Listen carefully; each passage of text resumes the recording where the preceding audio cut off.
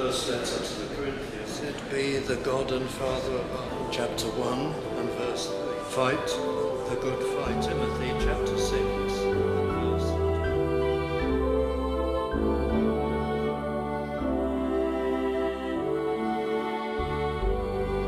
And our subject is understanding Ezekiel's river of life.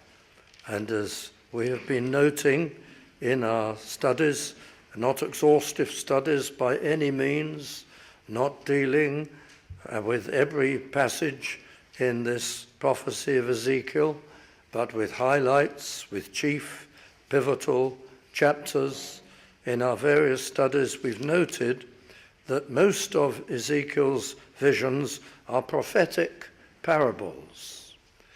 They are not to be interpreted literally, as though they represent things that would exactly happen in the world as they are described in the chapters, in the prophecies.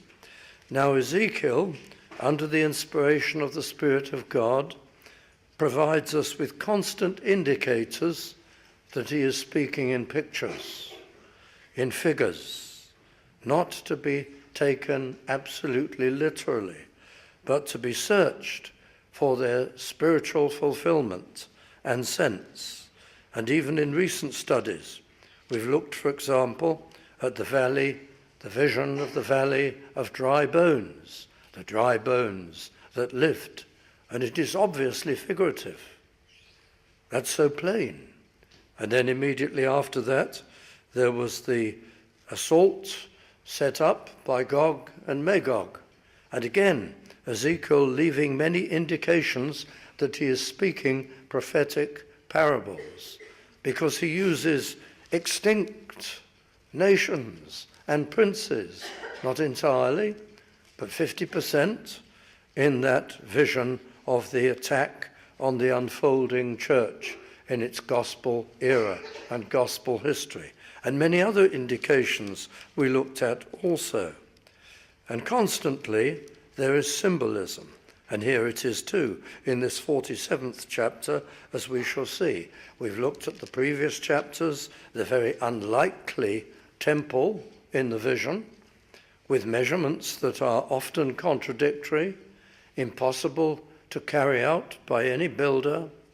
Sometimes the interior of the temple is larger than the entire temple precincts, and there are these indications that we're following the language of prophetic parable, and that Ezekiel speaks of a coming age, and particularly of the future of the church in the age of the gospel after Christ. And we've looked at those indications. But here is the river of life. It's not the only place in the prophecies of old where we have reference to this river, or indeed in the New Testament, the river of life. Now, constantly we've been noting also, just to prepare us for this particular passage, that the church of the New Testament will be a separated church, a distinct community, a distinct people.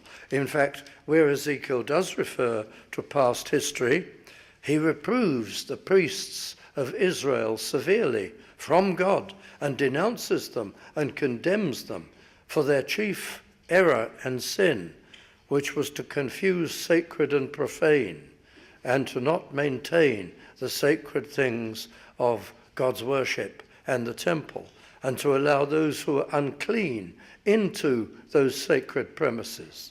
So there is great condemnation for the church and the world being mixed. And for the future, it will not be mixed, but the church will be distinct and separate. Now, this is a mistake which is frequently made today, as you know, that the church adopts worldly things, that individual Christian people often lead very worldly lives, fulfilling their earthly desires, self-indulgence and earthly indulgence, in possessions, in behavior, in recreations, in entertainments, and it comes even into the worship of the church. Well, all that is condemned in the repeated prophecies and visions of Ezekiel. But here we come to a chapter which speaks more positively of our relationship with the world. While we are to be distinct and separate and untainted by it and uninfluenced by it, yet we have an outreach to it and a mission. And our work in the world for the gospel will lead even to many ordinary blessings for people and provisions for people in the world. From this river of life will come untold benefits and secondary benefits for the world, for society, for civilization.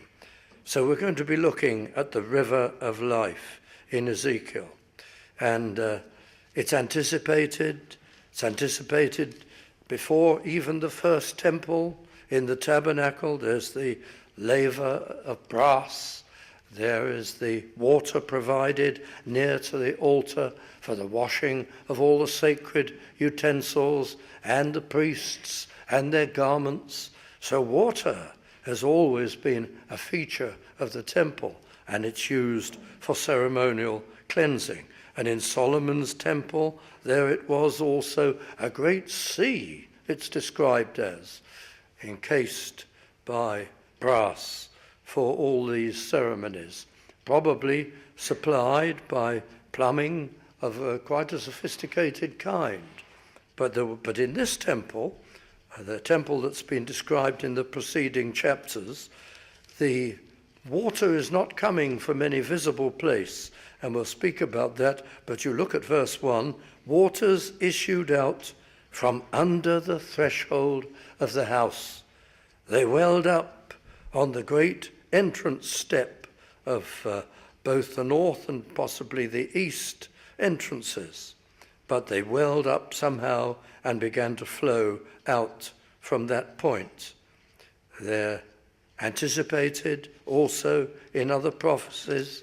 In Psalm 46, this temple vision of the influence of the church in a future age is anticipated.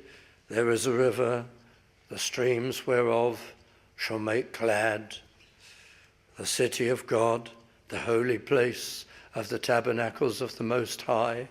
What's that? But a prophecy in the Psalms of this very same river. So it flows from under the threshold. It's a remarkable river.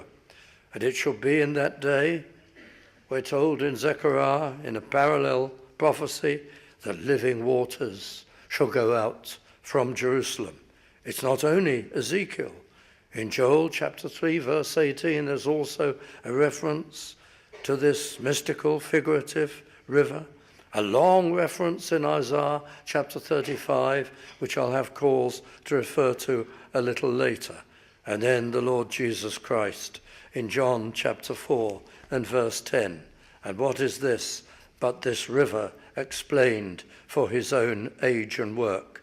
Jesus answered and said unto her, the woman at the well, if thou knewest the gift of God, and who it is that saith to thee, give me to drink, thou wouldst have asked of him, and he would have given thee living water. And in verse 13 of that same John chapter 4, Jesus answered and said unto her, whoever drinketh of this water shall thirst again, but whoever drinketh of the water that I shall give him shall never thirst, but the water that I shall give him shall be in him a well of water springing up into everlasting life. And that is undoubtedly a reference back to the river of living water that the prophet said would flow from the temple in that day when Messiah came.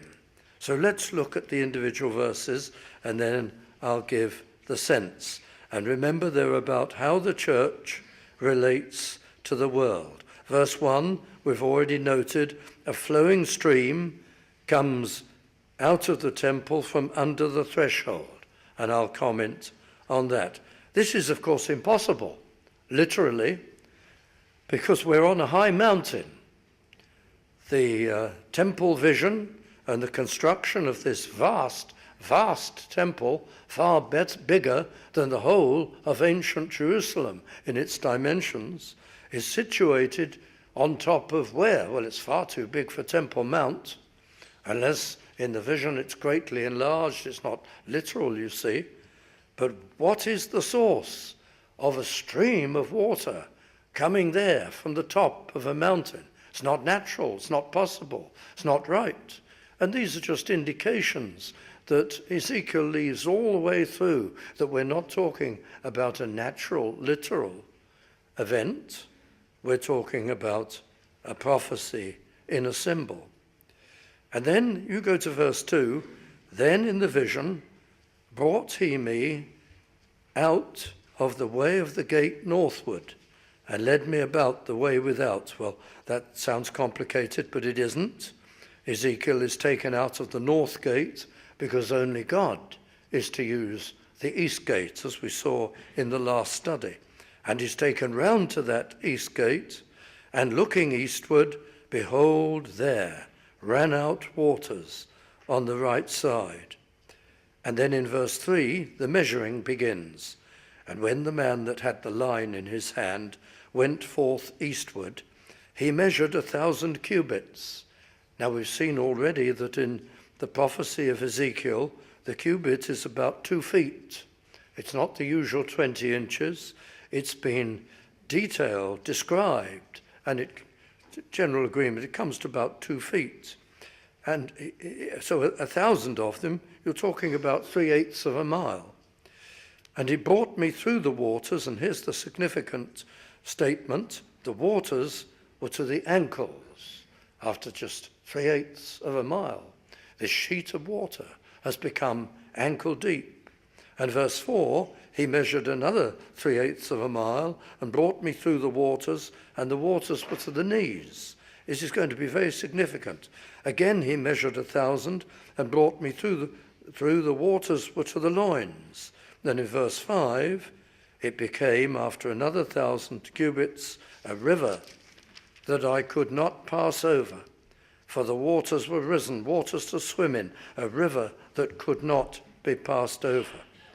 So it's getting deeper and deeper, and after only 1.5 miles, it's a deep river, impossible to wade across, a water only for swimming. And this is so significant that in verse 6, Ezekiel is told, Son of man, hast thou seen this? Is this something to be particularly noted and marked? Then he brought me, the implication is, back along the bank and caused me to return to the brink of the river. So in those first 7 verses, you have a phenomenon that cannot be taken literally. A river flowing from an impossible place and gaining in depth and probably width immensely until it's quite a flowing torrent and extremely deep within only that 1.5 miles. So this is something which depicts something very special, a spiritual fulfillment. We're not looking at a geographical description here. And in verse 7, now when I had returned, behold, see, as though it's something surprising, something certainly that Ezekiel hadn't noticed before. His attention had been so engaged by the remarkable river, or what he was to see next had been withheld from him until the right time. Behold, at the bank of the river were very many trees on the one side and on the other. You would have expected him to have noticed them. An almost forest lining either bank, very many trees. But no, it's being unfolded to him stage by stage. And then there's an explanation of where the river goes. Verse 8, they issue out toward the east country. They go down into the desert, which could also be translated the plain, and go into the sea, which would be the Dead Sea in that direction, which being brought into the sea, the waters shall be healed. Well, that will be very remarkable, so that at last fish can live in that particular sea, that salt sea. And it shall come to pass, verse 9, that everything that liveth, that won't be a literal everything, because the passage goes on to speak of death. It means that all kinds of people, everything that liveth, which moveth, whithersoever the rivers shall come or touch, shall live. There'll be life. It's a river of life. It's a figure. It's a picture.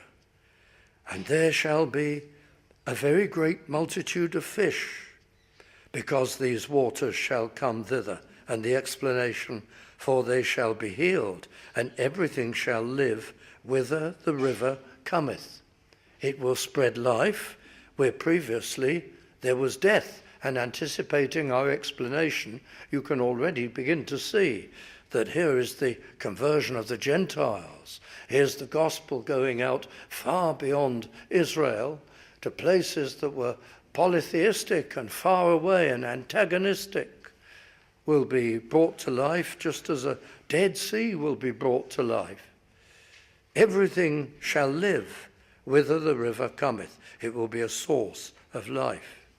And then it proceeds to say in verse 10 that there'll be fish like the fish of the great sea. Well, that is another strange piece of information, because this would be presumably a freshwater river, if we're to take it literally, flowing impossibly from the Temple Mount, and yet it's to have the very same fish that will be found in salt water in the Mediterranean.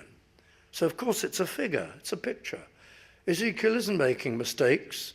He's constantly leaving these indications that we're speaking in pictures, not in realities. There'll be vast numbers of fish representing life in this great sea, exceeding many, repeated yet again. But verse 11, the miry places thereof, and the marishes or marshes thereof, shall not be healed. They shall be given to salt. People who are on the very fringes of the influence of this river are not touched by it, and their death prevails.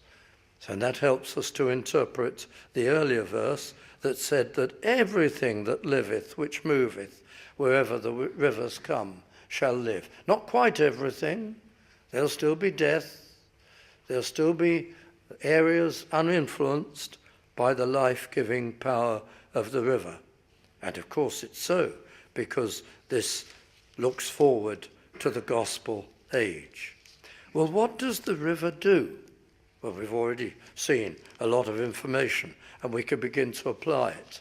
This river of life, what's it going to accomplish?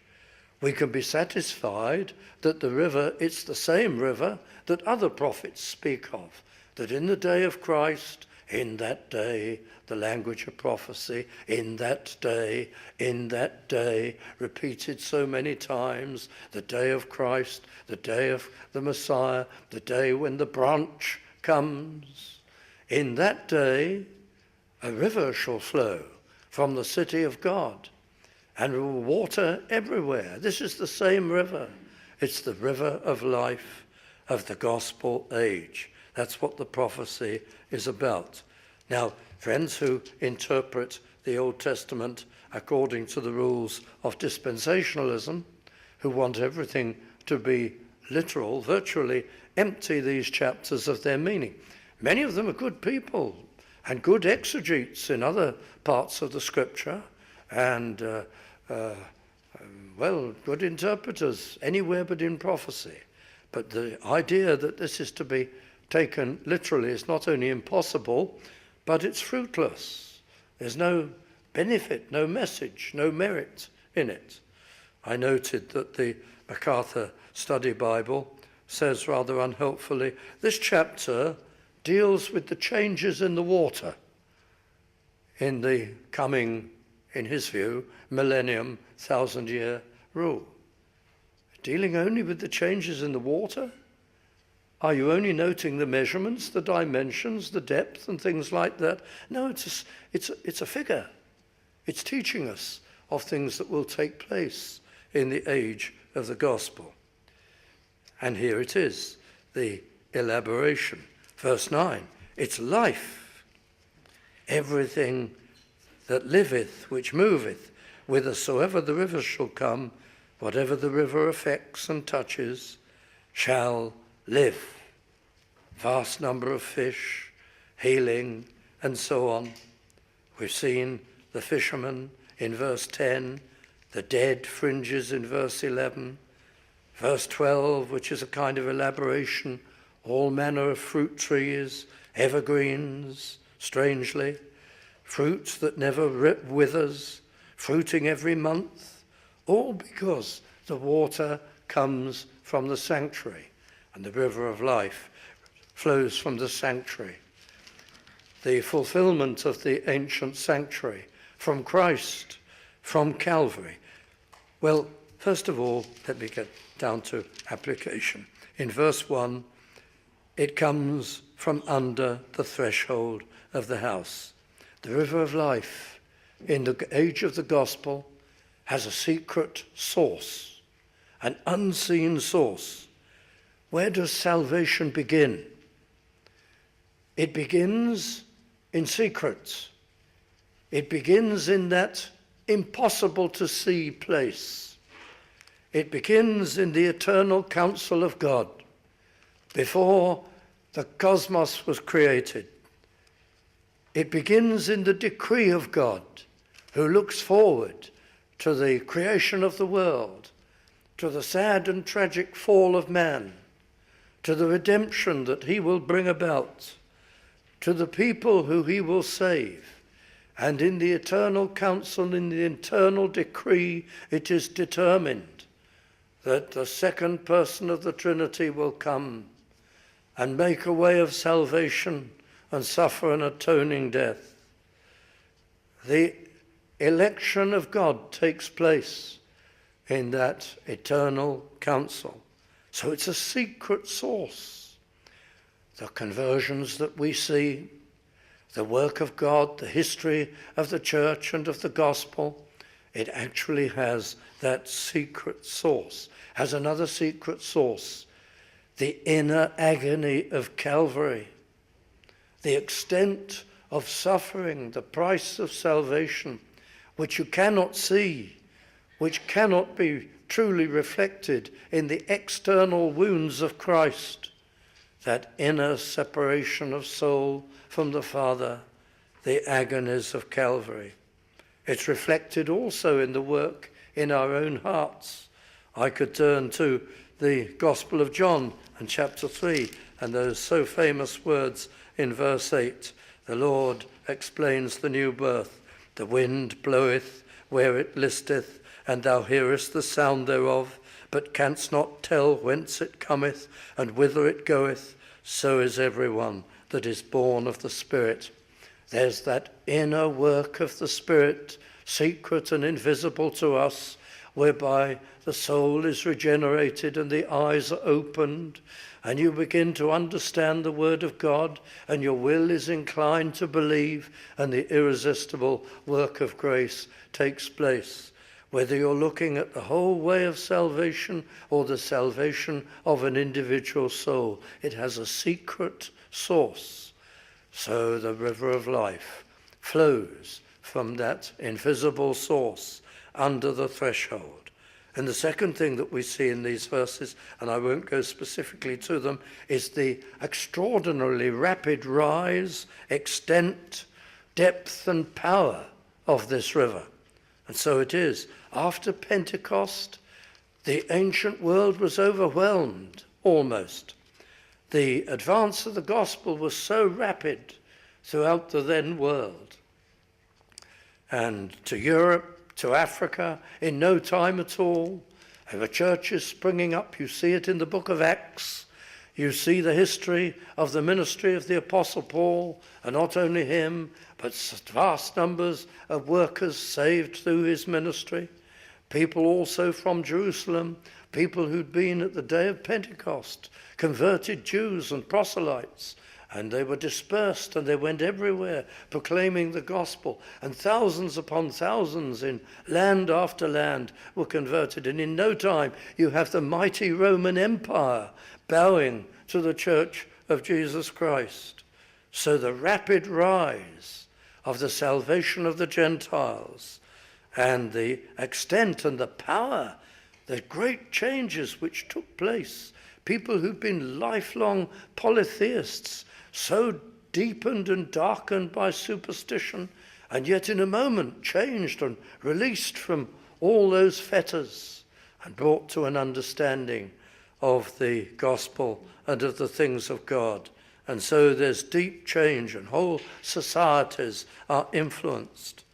Again, let me recommend you, if you haven't already read it, that book by Vishal Mangalwadi, the Indian intellectual, the book that changed your world. I commend it to you all. The history of the influence of the Bible on Western nations since the Reformation. An extraordinary story.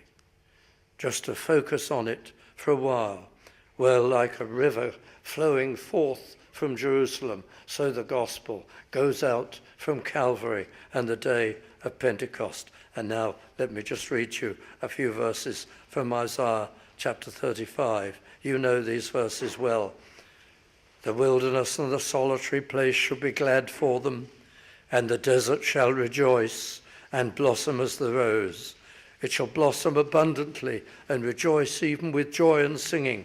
The glory of Lebanon shall be given unto it, the excellency of Carmel and Sharon.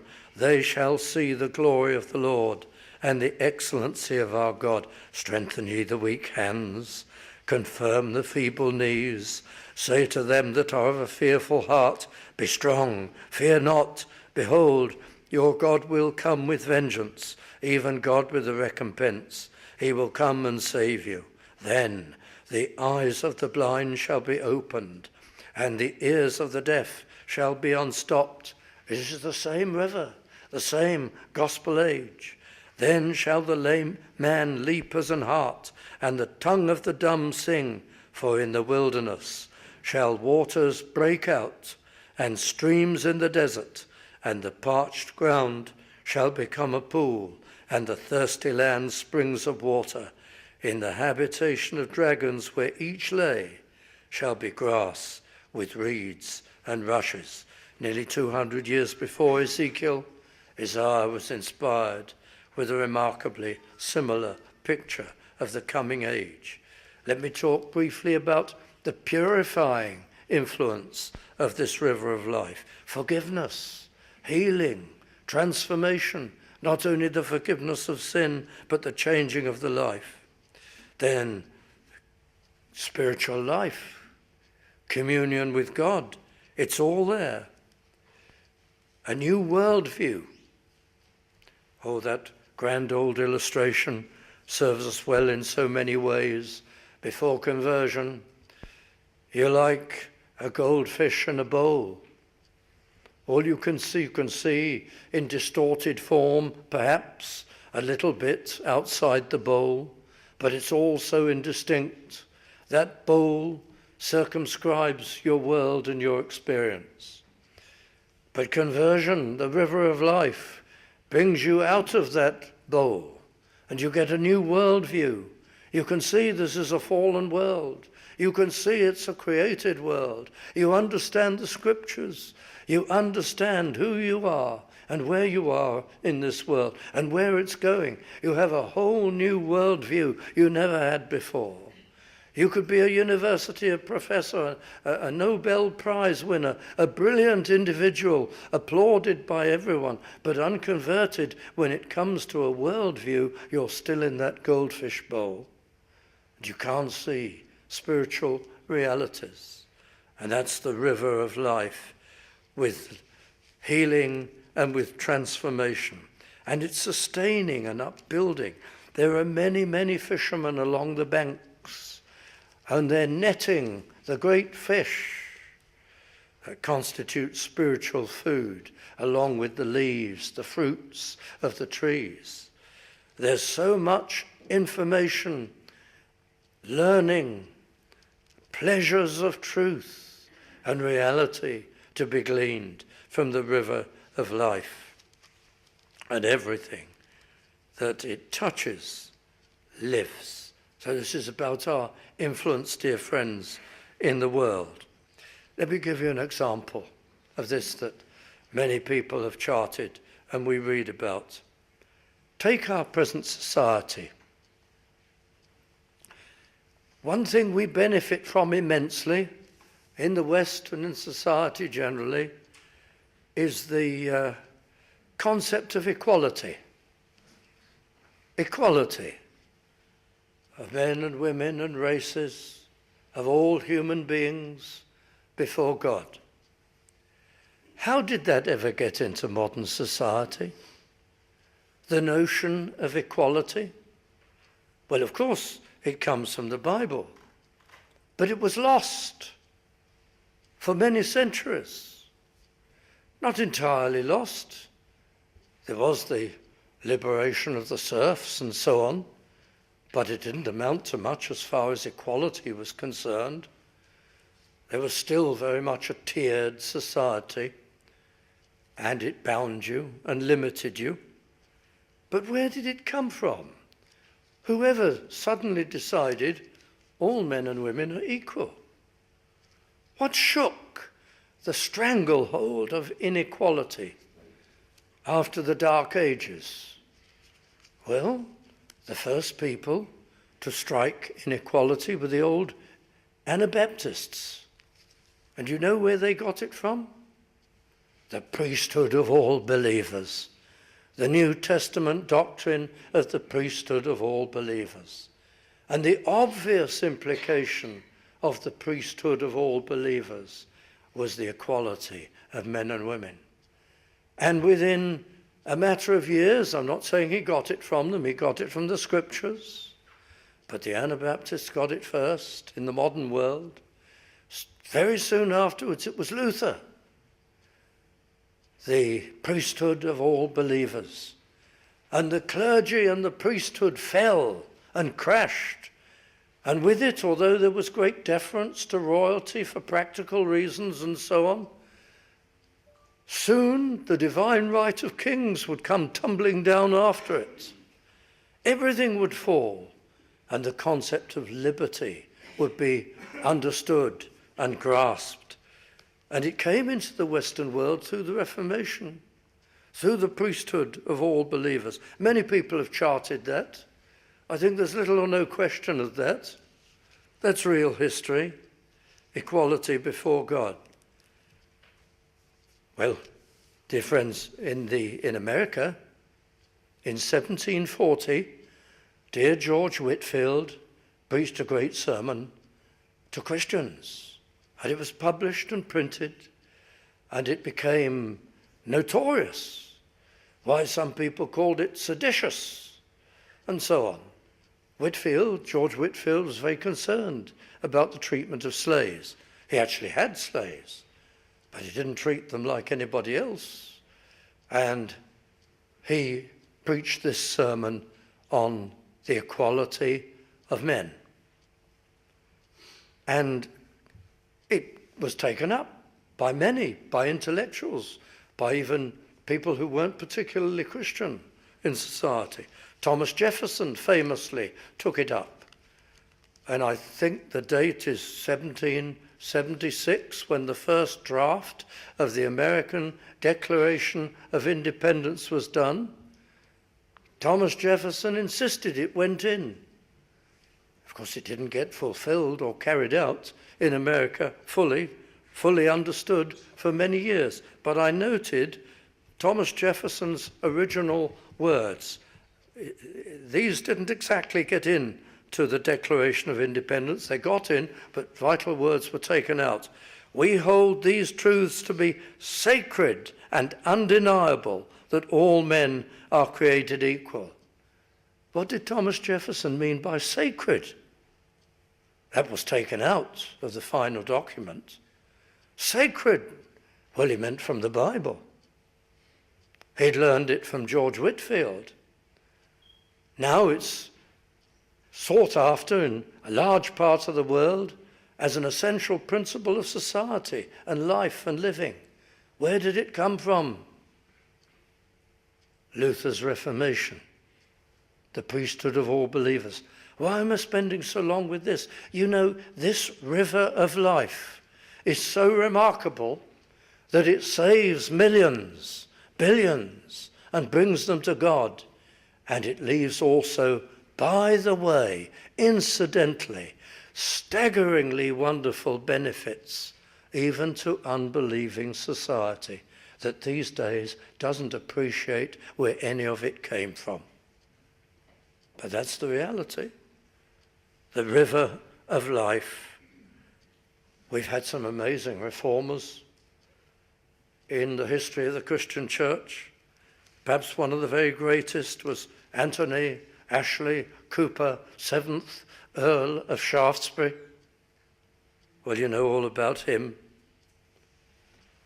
You may not have seen it so strongly attributed to him as it ought to have been, but I think everybody's studied the history of the lunacy laws. That was his first triumph. The limitation of child labour, the Factory Acts, he started all that off. The restriction of harsh circumstances for minors, the banning of the little lads as chimney sweeps, so many education reforms, and numerous charities founded or encouraged or enabled by him. Well, you know that he's commemorated at Piccadilly Circus by that memorial statue, topped so strangely by the figure of a mythical Greek god, commonly called Eros, but it's not Eros, it's Anti-Eros, Eros' better behaved brother, whose name means love returned. That's possibly how he got on there, but still it wouldn't have pleased the 7th Earl of Shaftesbury to have a pagan memorial.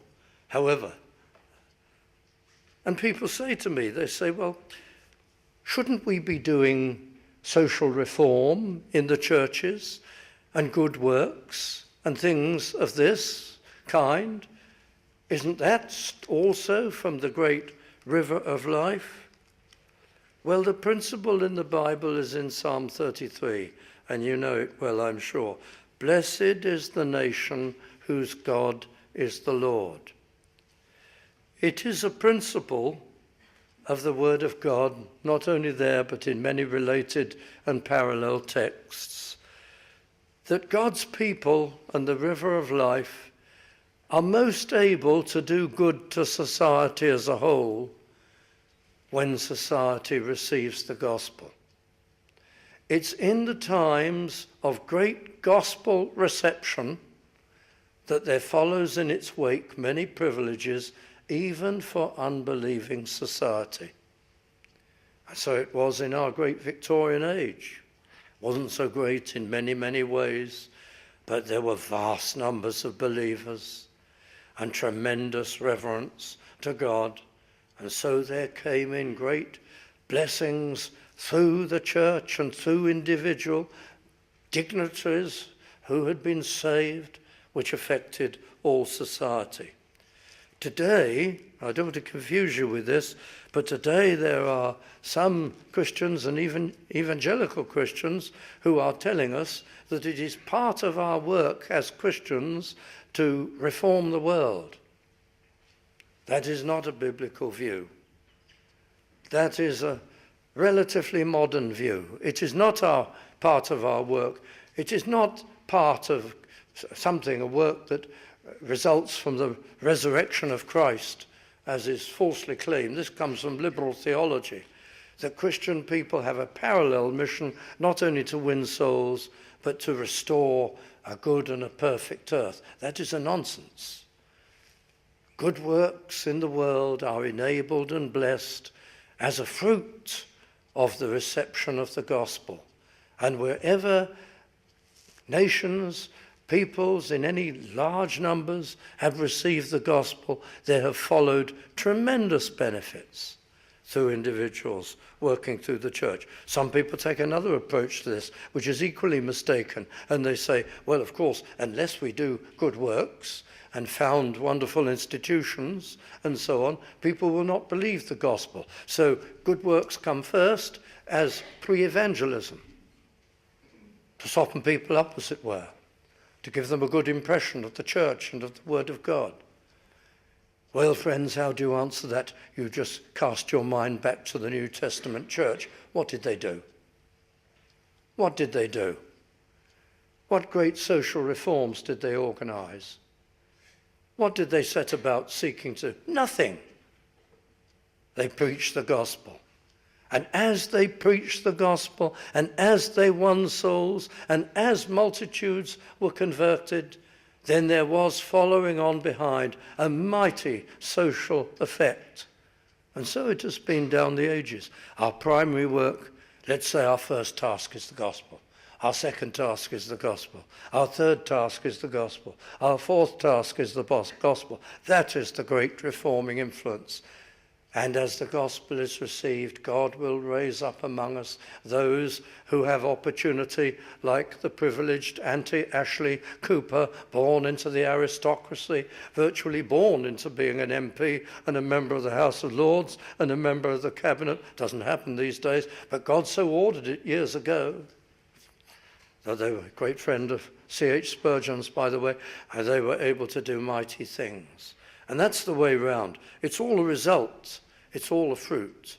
But enough of that. It's the river of life itself we're talking about, and I'm over time, but I'd like to make a final personal application. Once you see this, and you see that we are a separate people, we're not interested in the world for its own sake. We're not worldlings. We protect ourselves from the baneful influences of the world. And yet, we're set by God to win people from the world. God is gathering out a people. And to do such good as we can, incidentally to the work of the gospel. We're set to influence the world, but not to be part of it, and not to be influenced by it. But this is how it influences us individuals. Let me put it this way as I come to conclusion. There will be people among us here tonight, I hope not many, but it is inevitable that there will be some with us here tonight who profess Christ, who move among us, who pass as Christians, but as their lives unfold, they will gravitate to worldly self-indulgence. They're not really in favor of complete dedication to the Lord. They want to be of this place, this world, and tasting its dainties, and enjoying its comforts, and identifying with it. Their minds will be set much more on their careers and their families and their ever more beautiful homes. And they're moving to ever bigger, better motor cars and signs of social success. And somewhere or other they'll find some perverse Christian teacher who is proclaiming something like, oh, your first task as a Christian is not to be rushing about, like some people do, talking about serving the Lord and doing this and doing that. Your first task is to look after your family and to do well in life and to honor the Lord in that way. And not to be busy on the things of God, but to be focusing on your soul and your understanding and improving your earthly lot. And they will say, that's where I am. That's for me. And there will be some friends, why, great writer at the time of the Great Awakening, in the 19th century awakening that is, wrote this, that when the Spirit of God moves and there's a great wave of blessing bringing many people into the church, There is flotsam and jetsam, swept in by the tide, by the flood, mixed up with the people of God. That's not a very nice way of putting it, I agree, but as time goes on, the people who are unconverted, or the people who are very susceptible to worldly temptations, drift to the fringe, are not in the service of the Lord. This chapter is about, look, we have a tremendous inheritance. We're the people of God. We're not of this world. We're not in this world. We have a mission in this world. We are represented by this great river of life. We're influencing souls. We're giving our lives to that. We're dedicated to that. That's our chief priority. That's our calling. That's true Christianity. And I hope, I would hope, that everyone in our congregation, in our fellowship, was minded for this. But that's a lot to hope. There are always some who fall short of that. That's very sad. And you realize as time goes on, they're either not converted, they haven't got the instincts of a truly converted person, or they've been ensnared early in their Christian lives by worldly tastes. But this is the book of the prophet Ezekiel. All these images, pictures of the gospel age and the river of life is our influence within the world. Lifelong witnessing, serving the Lord, seeking to bring in a new generation, not of this world, being careful what we buy, being careful what we're ensnared by, being careful where our wrong tastes would take us. This is about the committed Christian life.